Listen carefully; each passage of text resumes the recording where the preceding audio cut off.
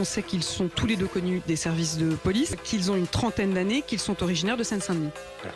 Quand vous dites voilà, ça veut dire quoi? Parce que je précise pour ceux qui nous écoutent à la radio que vous avez fait un voilà en levant les épaules. Parce que ce n'est pas étonnant. Comme si c'était bon, bah voilà quoi. C'est une évidence. C'est une évidence. C'est ça ce que vous dites? Oui, absolument, je le pense. Et je vais vous dire pourquoi. On m'a beaucoup moqué pendant la présidentielle et même à ce micro, je me souviens de vos réactions choquées quand j'ai parlé de djihad du quotidien. Vous vous souvenez? Je voulais dire par là qu'un fait divers, c'est un fait divers. 1000 faits divers, ce ne sont plus des faits divers. Il faut les analyser de façon globale.